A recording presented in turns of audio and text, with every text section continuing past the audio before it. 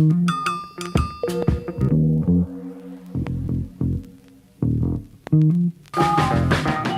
spent my whole damn life in the city. I could go for broke, but the capital is in me. I spent my whole damn life in the city. Anywhere I go, DC's coming with me. I spent my whole damn life in the city. I could go for broke, but the capital is in me. I spent my whole damn life in the city. Anywhere I go, DC's coming with me. I spent my whole damn life in the city. I could go for broke, but the capital is in me. Welcome, everyone, to District Divided, a DC sports podcast, more specifically, a Washington Commanders podcast. I am Amit. That is K-Dot. Before we begin today's episode, which is the preview against the 1-1 Buffalo Bills, while we are 2-0, our Washington Commanders are 2-0. Before we begin the episode, please like the video, please subscribe to the channel, please hit the notification bell, please comment. We have the comment mailbag, which we do to wrap up each show. And K-Dot? Share that shit, share our shit, share the community, let the people that you know and you love be a part of this, which is just greatness. Perfect. Please share that shit. We greatly appreciate it. So without further ado, the quick structure of this video, we're going to talk about the Buffalo Bills as a whole. Who are they this season? What are their expectations for the season? How do we match up? That's when we get into the Commanders offense against the Bills defense. Then we flip the script. We talk about the Commanders defense against the Bills offense. We then come up with our prediction, which is the score, winner, player of the game. Then we get into the comment mailbag as we always do after the pod, if time permits. K-Dot, let's go ahead and skip the parlay because we're over 2 so far. Why don't we go ahead and jump into the Buffalo Bills, right? So they are 1-1 on the season. They're in that AFC East division that is now much more open with Aaron Rodgers going down for the season, but Miami Dolphins are playing the way they are right now. We're only 2 games in, though. So again, 1-1. They lose the opener on Monday night to the New York Jets on the Xavier Gibson walk-off touchdown, one of the most electric moments in quite some time, 22-16 on the road. And then they respond as they typically do, where Josh Allen faces some criticism after the first game for turning the ball over, and then he plays a near perfect game against the Las Vegas Raiders at home.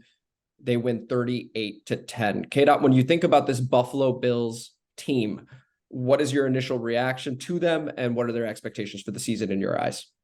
They're the Bills. Good start. Yeah. Well, you said we're going to jump all up in it. I felt a little uncomfortable. Look, the Bill, what you've seen so far this season are the Bills. This is who they are. Like, you look at week 1 against New York. Everybody's watching. The Aaron Rodgers goes down within the first 75 seconds of the goddamn game. Right. And you have a situation where Josh Allen compounds mistake after mistake against a very good Jets defense. Don't get that wrong. And they lose in overtime and special team stuff. Then you have the Raiders game, like you said, where he demolishes the shit out of them. Josh Allen is if we're looking at pure talent, one of the best quarterbacks in the league. I mean, you'd be very hard pressed to name 3 guys better than him as far as just physical talent and ability. But in that same token, what I always like to say about Josh Allen is that arm and he has so many late game heroic sort of situations. But what people fail to realize is the hole that they're in is one that he dug himself for the team to be in. It's a very much a hot and cold sort of team. Like, overall, the fundamentals are there for this squad. They will probably be in the playoffs. If you look at every year, they are a contender for the Super Bowl as long as Josh Allen has gotten through his first couple rough years. But also they're a team who lost earlier in each round of the playoffs, and I still have them losing in the wild card this week. By the end of the season. Right. And so I think you hit the nail on the head with the hot and cold. I think of this team as, Jekyll and Hyde. Like, you just don't really know at this point what you're going to get from this team. Now, the last couple regular seasons, they've been great, right? 13 wins in each of those. But now we're getting to this point, speaking to your postseason point that you made, that they're losing 1 round earlier each time. You wonder if they're beginning to lose confidence overall in the larger picture, in the larger project that is winning the Super Bowl. You had the offseason issues with Stefon Diggs. Are there problems between him and Josh Allen? Are there problems between he and Coach Scott McDermott?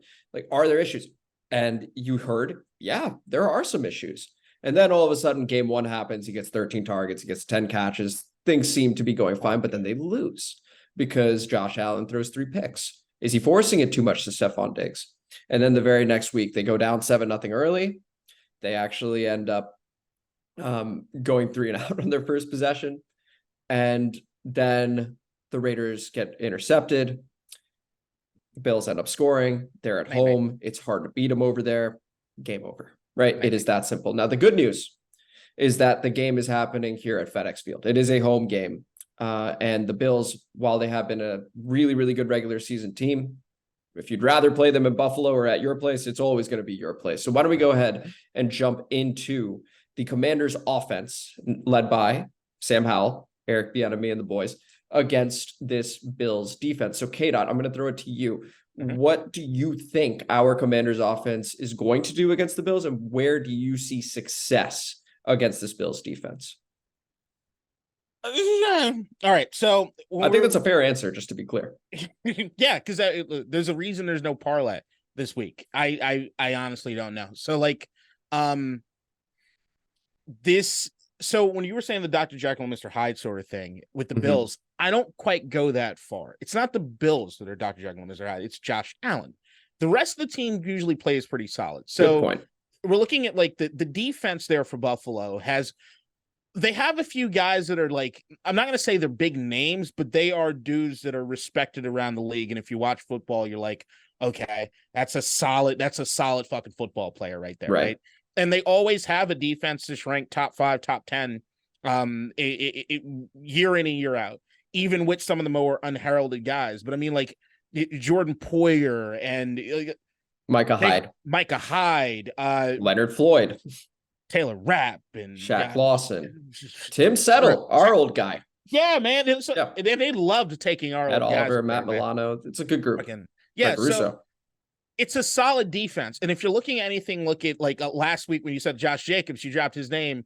Do you remember what his yardage total was at the end of last week? Yeah, 9 carries, -2 yards. -2 motherfucking yards. This is a defense that can play. They also picked off Jimmy Garoppolo twice. If there's anything to know about Jimmy Garoppolo is that as much as he doesn't necessarily push the ball down the field, he doesn't usually turn it over. And this is a team that can take advantage of these opportunities if you give it to them. So I think when it comes to Washington, you'd like to see more of the same sort of things that we've had success with the last 2 weeks, especially last week against Denver. And then knowing that Denver's defense is supposedly, even though I'm not as high on Denver as other people, was supposed to be that much better than like Arizona's defense. Sure. And supposed to be a top 10 defense, then it shows, okay, we can move the ball if Sam Howell is doing the same things he did in this last game. Can I ask you a question there? So one thing I am curious about is Eric Bieniemy, coming from Kansas City, played Denver twice a year, probably quite familiar with that Denver defense. Do you think that played a role in the success we had last week? Well, push it further. If there's anything that he has success with, the Kansas City Chiefs against the fucking Buffalo Bills recently, right? So okay, there you they go. had some of those epic. So Eric Bieniemy's not afraid of fucking anybody, and that's the thing is I'm hoping that means that we are dictating on offense what it is we're going to do instead of waiting for the defense to do whatever. The biggest thing for the Commanders in this game, they cannot start slow on offense. They can't afford it. Not against Josh Allen, not against these guys. This is a team that we've started every week kind of meandering around trying to figure out who it is we are, and then we have the explosion that kind of happens, right? We have to play solid. I'm looking at like, if we don't score on the first drive, I'm nervous. Okay. I'm nervous against Buffalo. So like I just look at this team that like the same battle in course of attack that you had against Denver is something that you should still have sort of pretty good success with against Buffalo. Once again, the better names, I think they're a better team, but it was an all-around offensive barrage. And that's what you got to take it to them, man. Sam Howell's got to take care of the football. We've got to have the running game. We have all facets of the offense have to work in sync for us to win this game. Right. Arizona's one sort of thing. Denver's another sort of thing. This is the Buffalo motherfucking Bills. If we're supposed to be the upper echelon team, you got to be in this one. And to your point, I mean, a running game is a quarterback's best friend, especially a young quarterback's best friend. So yes, Sam Howell, and we love all the media coverage on Sam Howell and how well he's done. 3-0 as a starter. It's awesome, right? And 2-0 for our Commanders for the first time since 2011. If we were to win this game, 3-0 for the first time since 2005. Like, it is a good time to be a Commanders fan. And real quick, shout out to the Chicago Bears for very quickly becoming the new Washington Redskins / football team / Commanders. It is so nice for that not to be us with this whole defensive coordinator thing and Justin Fields saying could be coaching and all that jazz.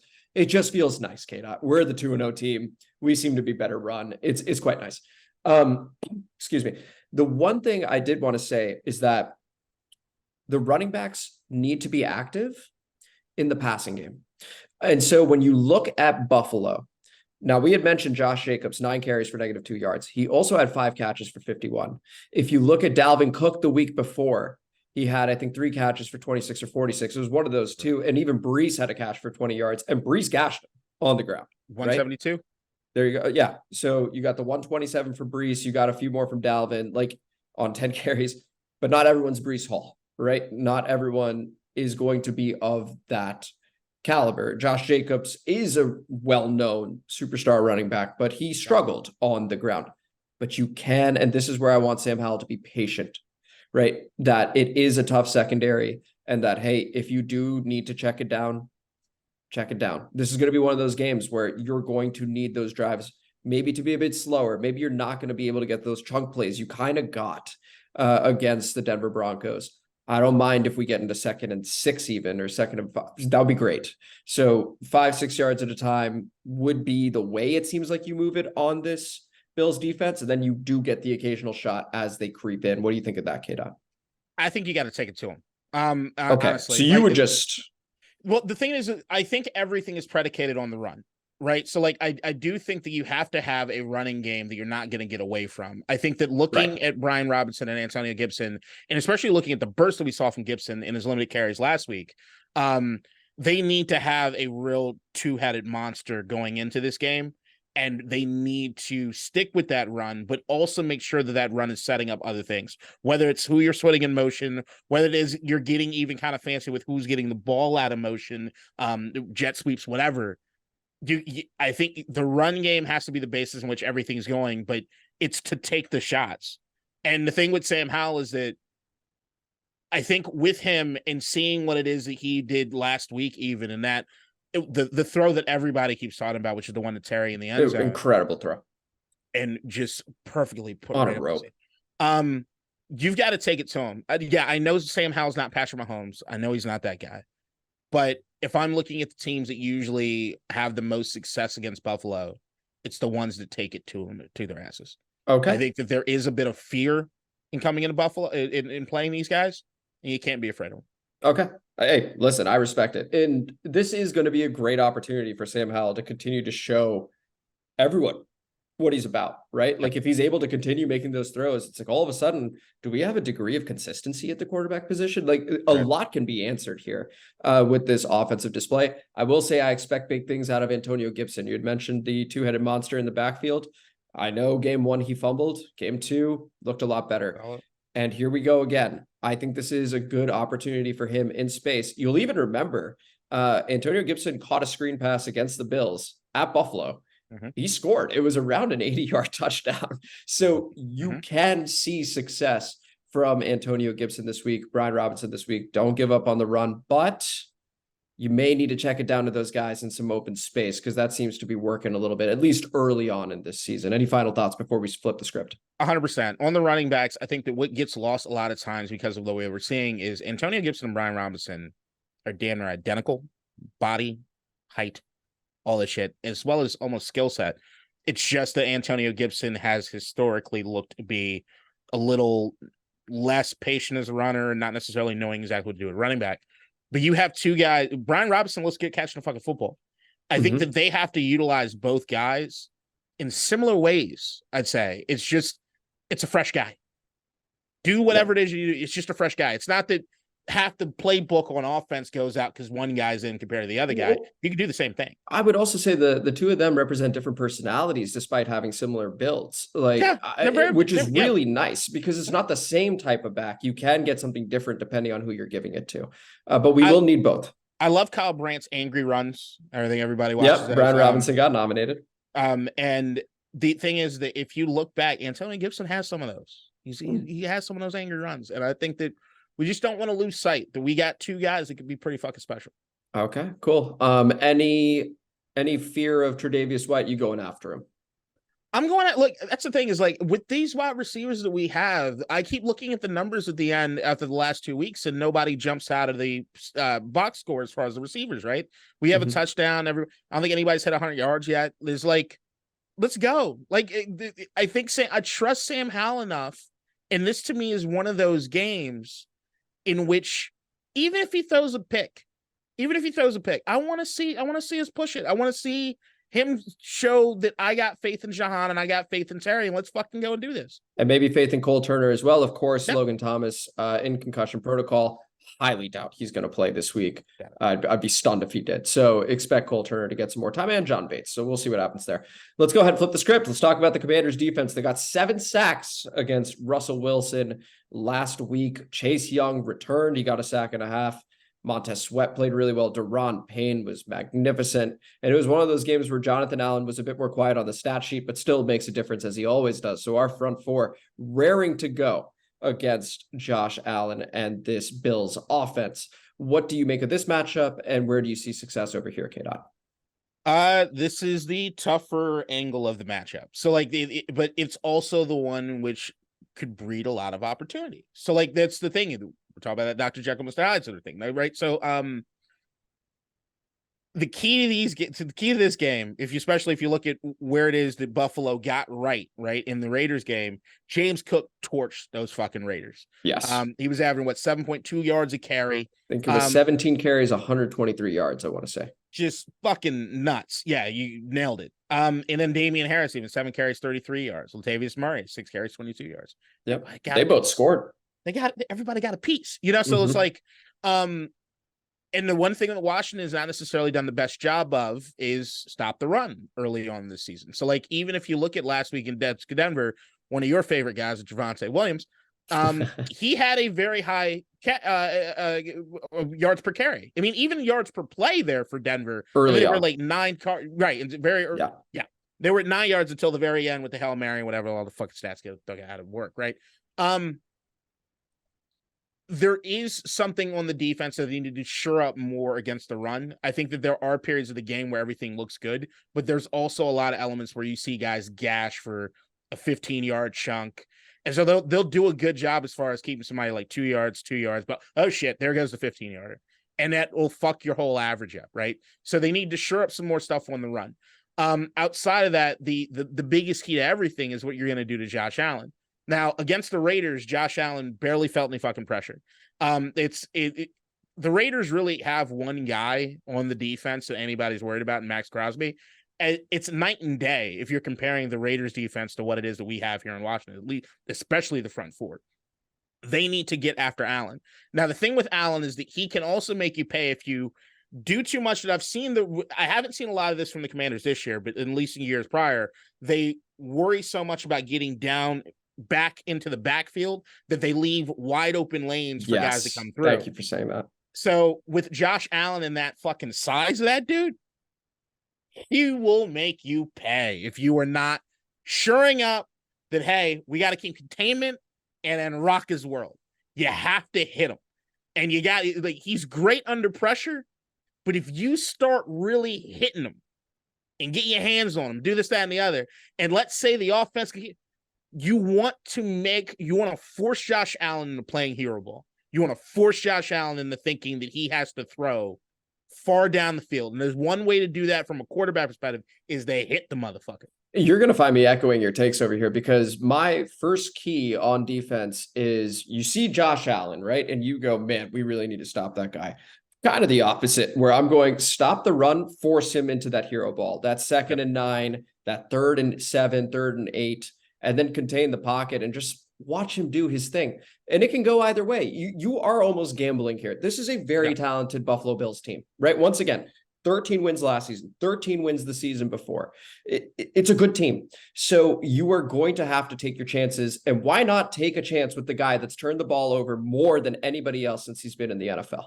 So that is what you're looking for. Could he have a great game? Certainly. He is of that caliber. But if you allow James Cook, if you allow Damian Harris, if you allow Latavius Murray to get going, my Lord, is this job easy for Josh Allen? It is so easy for him, because then he doesn't have to play hero ball. All of a sudden he can check down and it's a first down. And that is demoralizing when you get a superstar QB getting confident in the middle of a game, and then he can do whatever he wants. Then the hero ball becomes easy. He's in the zone, and so it is, to me, one of those things. First and foremost, stop James Cook, who, by the way, averaged 5 yards a carry last season. So they are going to be depending on him. Stop him early. And then see, with that incredibly talented front four, Josh Allen does take sacks, by the way, with that incredibly talented front four, contain him, get after him, but maintain that discipline, that lane discipline, to make sure he doesn't get out. And if he does, he doesn't slide. Hit him really fucking hard, because, and especially this goes to Jamin Davis, right? Who is so fast, so physical, forced a fumble last week. This is yet another opportunity, because Josh Allen may try and hurdle you for some reason. He has done it over and over and over again. At some point, it is going to cost him dearly. And I'm not even talking about from the injury perspective. He could just lose the ball, right? Like, when you jump that high, you just don't know. Jamin Davis is going to be one of the freakiest athletes at the linebacker position he's gone against. He's one of the biggest linebackers in the NFL, and he's also one of the fastest in the NFL. So it is also an opportunity for Jamin to be really, really good. Any final thoughts there, K-Dot? No, man, you nailed it. Preach. It's really, I got none. You hit all the points. It could either be a very long day or potentially a really good day for us. I mean, we just don't know in this game. Yeah, it is really a random game. And here we go with our predictions in that case. So why don't we go ahead and get to it? The Commanders 6.5 point home underdogs against this Buffalo Bills team. The over-under is at 44.5. This is all on BetMGM. K-Dot, as always, I need a score, I need a winner, and I need your player of the game. 31-28, Buffalo Bills. Player of the game, James Cook. Okay. So we don't stop James based on what you're thinking. I think he'll get some tutties. So like I'm trying really, really hard to have faith that we'll keep this one close. I'm really trying to have faith that we could win this thing. Maybe this is the Emmanuel Forbes coming out game. He picks off Josh Allen, right? But I look to see the amount of points that we gave up to Denver, and you know how I feel about those goddamn Broncos. Yeah. This team is another fucking level, and I don't think we're quite ready for it. So, okay. So you have 31-28 Bills.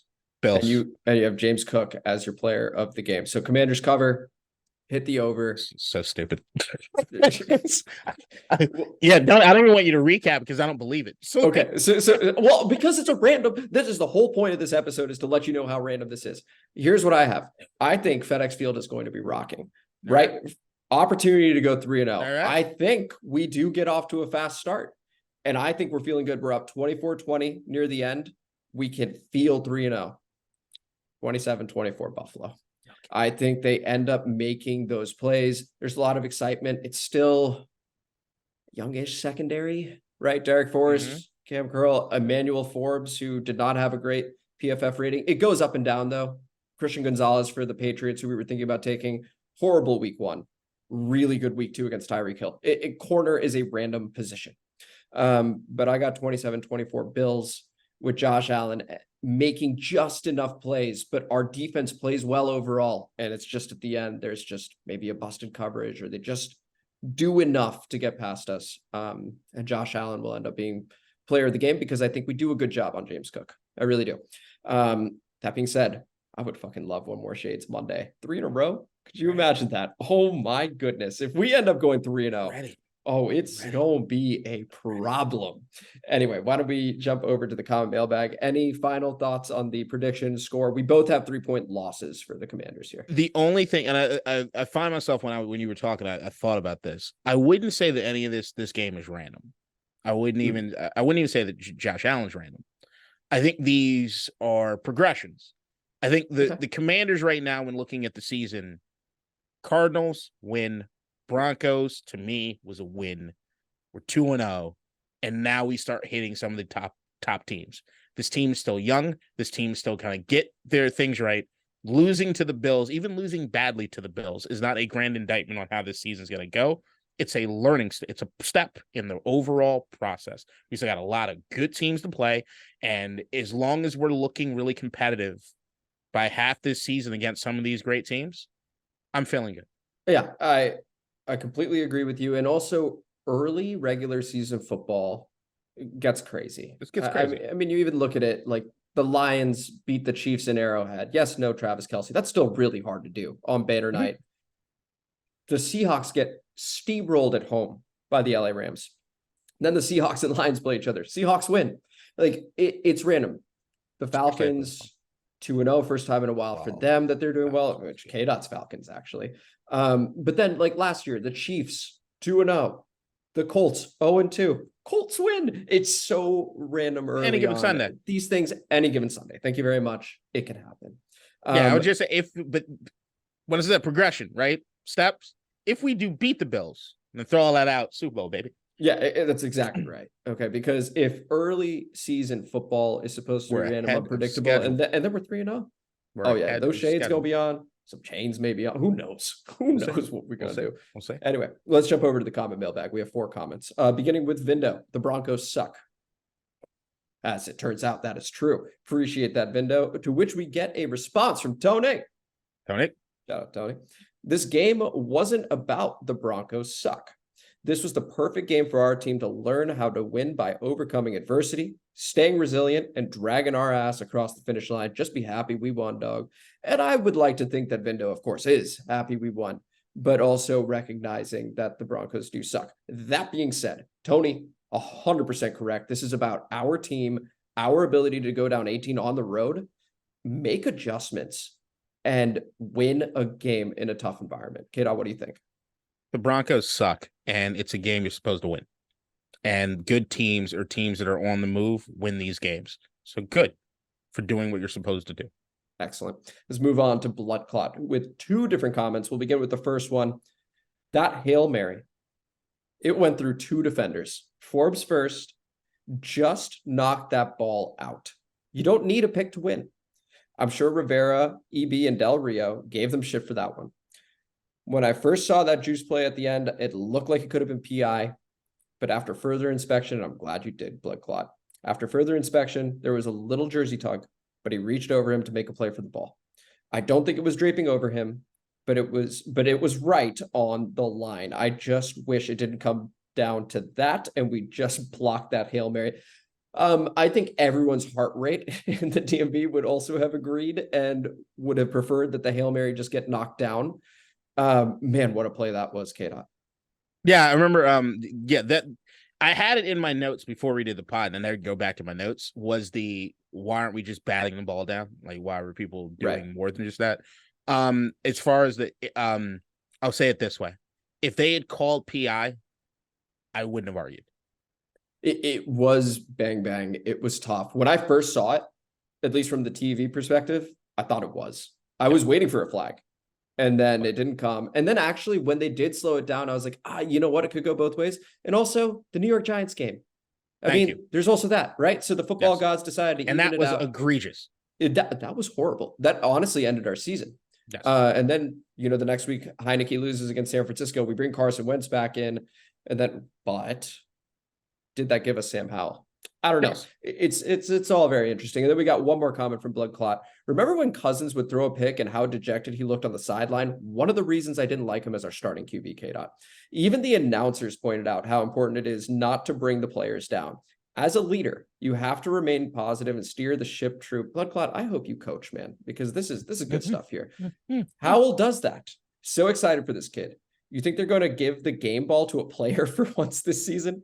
Sam Howell is the second most sacked QB in the league after week 2. Give the ball to Sam. How could you not, man? 35 points on the road. First ever road start, and spot. Howell even said, I love a road game. He said that going into the Denver game. He proved it with the 35 points he hung on the Denver Broncos. And it was an overall offensive team effort performance. And then the defense with those sacks. Man, I love living that Denver game, K-Dot. It was awesome. It was awesome. On the Kirk Cousins tip, yes, he used to compound mistakes. And one of the other things that he would do, as he would pout, even when you're watching the Netflix quarterback series, you see those moments where he fucks something up. And it takes him a moment to get right. It takes him a moment to kind of talk on the sideline. He's really upset, this, that, and the other, before he then becomes self-aware enough to say, okay, all right, I'm not supposed to do that. Because there are the moments where even you look, and then there was when he got hurt and stuff, the way he handled it. I'm hurt. What was it? Adam by the way, I'm not actually going to be making fun of him that deeply. If I got hit by any one of those guys, I'm dead.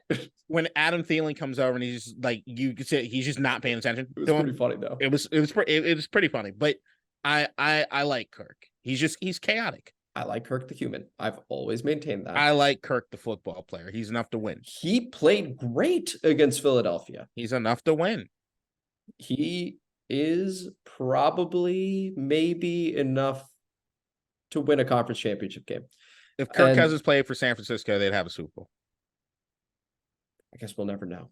And that was the show. This was District Divided, a DC sports podcast, more specifically a Washington Commanders podcast. Thank you guys so much for listening. I am of it. That is K-Dot. If you enjoyed today's episode, please like the video. Please subscribe to the channel. Hit the notification bell. Comment on the video as you always do. And K-Dot, share that shit. Share that shit. Appreciate you guys. We do this twice a week. We will see you on the other side of this Bills Commanders game. Hopefully we're 3-0. We both have 3-point losses, but as we said, Josh Allen, Jekyll and Hyde, which one are we going to get on Sunday? We'll find out after the pod begins right now. Ooh. What a week. I mean, you know, it's been a week. But yeah, we could be 3-0, K-Dot. I'm excited about the prospects. The one thing that we didn't talk about in the pod is, so like, I'm about to get in the car and head to Delaware, right on the coast. And coincidentally, there's a tropical storm heading up the fucking coast. So, now while I did hear that it should be gone by Sunday, that's why I didn't bring it up. It seems like it's going to be like sort of a drizzle, some rain. Yeah. But the more models that they're running, the more it seems like it's going to stick around. It might slow down quite a bit. So like if it does do that, but even if let's say it does speed up and it gets out of the area, we still have an open grass field that's probably going to be wet or messy, unless they're doing a better job than Snyder did as far as taking care of the grounds. Like, I know you can cover things, you can do stuff to make it better. Although, like, there would be a rainy weekend sometimes in the Snyder era, and it's like, yeah, the field's fucked up. What happened? It didn't rain the day of the game, so what are we dealing with? I'm hoping that they get that shit right, but we'll see. I mean, look, if we get to 3-0 against Buffalo, I don't know if I'm ready about the team getting talked upon on the national stage in a holy shit, look out now. Like, I don't know if I'm prepared for that. I want it, but I'm not prepared. Because here's the thing. Let's walk that path for a moment. Let's say we do get to 3-0, right? Well, then we're playing the Philadelphia Eagles. And they, assuming they take care of business against the Tampa Bay Bucks on Monday night, another doubleheader. They could, but they haven't looked good. Yeah, they haven't. So all of a sudden you have 3-0. And we were one of the teams to beat them last season. So there is a bit of a blueprint as to how to do it. And Sam Howell, oh my God. I mean, you think about a 3-0 game in the NFC East. If we beat Buffalo, all bets are off. It gets crazy. Yeah. It gets crazy. I mean, the pod is already must watch, but like, my God. Like, it's going to be good for us. Be great for us. Oh, it's going to be amazing for us. Either way, it's going to be amazing for us, Eagles week. But like 3-0 going into the Eagles game? 3-0 going to the Eagles game would be, I'm just saying, the rest of the season to be, if... Now you say you got me thinking way too much in the future. Okay, well why don't we take one more game into the future, because then we'd be playing the Bears on a Thursday. Let's talk about the dumpster fire that is Chicago. So Justin Fields ends up having a press conference. I kind of get where he comes from, where he says you guys are just trying to get clicks and stuff like that. Because, sorry. Thought you were going well, the could be coaching stuff, I agree with, but I don't think he meant it from like it's their fault. I think what he was trying to explain was, and you even hear a couple other talk shows where they have former pros where they say, yeah, the OC is in your head. They give you the play and they also tell you, look out for that safety, look out for that corner. So they also give you that advice as well. So he, I think, was attempting to explain that, hey, sometimes they just tell me a little extra and that gets stuck in my head. And so I slow down and I get robotic. I think that's what he was trying to go for. But then coaching was part of the quote. So you do understand where that comes from. He spoke for 12 minutes. That's the only thing that got pulled out. He probably felt like a victim in that respect. Then this defensive coordinator thing, I don't know how Matt Eberflus, their head coach, got away from 3 direct questions of like, where is Allen Williams and is he still the defensive coordinator with, I'm sort of taking over the defense right now. And, that's let's focus on that. It is basically what I felt like he was saying. It was crazy. I'm so glad it's not us. Well, all right. So the defensive coordinator thing, there was all the initial bullshit that was happening online about what was happening with the FBI thing. Peanut Tillman led it. And then so Bomani Jones had a tweet. I'd read it, but I don't feel like pulling it up right now. It was basically like somebody asked the question, who quit their job today? And Bomani's like, the defense coordinator for the Bears decided on a Wednesday in September that he wants to spend more time with his family and worry about his health. It's just random. It's really random. The more that they're not saying about it, the more I'm starting to realize it's none of our fucking business. So like I'm leaving the Allen Williams thing alone. Like I just won't touch it. Just because if for something like that to happen, to be clear, we don't know what's going on. It's just speculation. It is right? Weird. And the fact that he keeps saying health and everything he's doing, so I'm not fucking touching it. So let's assume that's true. Hope everything's just leave it alone. It's weird. Yes. Nobody just decides to do that. So then let's just talk Justin Fields. So the Justin Fields thing, he said what he said. I think that everybody harped on one aspect of it. I think that there were 2 ways to kind of take it. I think that he's upset that it caused a stir. I think that he needs to know that he needs to use his words a little more carefully when he drops the word coaching. I think he did a pretty bad job of explaining himself. The offensive coordinator there for Chicago is Luke Getsy. Yep. He was assistant offensive coordinator, quarterbacks coach, whatever, for Green Bay. Mm-hmm. Working with Aaron Rodgers. I spent so much time the last few days because the Justin Fields thing has come up, watching the film of Justin Fields' footwork. It is, and then also comparing his footwork to last year. His footwork's completely different than it was last year or the year before. Mm. And it looks like a bad imitation of Aaron Rodgers, who also has one of the weirdest backsteps that you'll see in the NFL. He does a hop thing when he comes back. It looks if you see other people try to do what Aaron Rodgers does, Aaron Rodgers looks awkward as he's backing up. He hops back and does this step thing, and you see Justin Fields trying to do that, which to me means that there is a certain level of overcoaching that is happening with him. I don't think it's necessarily that they're in his ear saying they have the safeties on this to do this. I think what they've spent the entire offseason doing is changing all the mechanics of what made Justin Fields Justin Fields. Mm-hmm. And that to me is he's running counter to the way that he's played football. And they've taught me I have to do this thing this way. And it's fucking me up. And what he's basically saying this week is I'm going to do more of my thing again. I need to be more Which of myself. He should. But the biggest red flag to me is the running game. They've eliminated the entire running. That's what I'm trying to figure out. And also I just want to go back to the point. I think the reason I was harping on maybe they're telling him extra stuff, not just what the various talk shows are saying. It's also once he finished saying could be coaching, he said, telling me stuff to look out for. He does say that immediately after. And so I think that's what it is. What I sensed in that is that he could tell immediately what he had just done. No, I think that he could tell the media wanted more. So Okay. what you never see from the other side of the press conference is the face of the press makers making. Sure. Like you can tell when you're talking to somebody and they're like, what? I see. And Okay. he's trying to speak more to clear it up, and it just gets messier. So here's the thing. It's a case of the Ron Rivera, if I'm being completely honest. Like so last bit before we take off, they play the Chiefs on the road. No one's expecting shit. Does he go back to what he did for most of last season, which is he sees a lane, he takes a lane? It's something we praised Sam Howell for, honestly, was that level of decisiveness of, hey, it's not open, I'm going.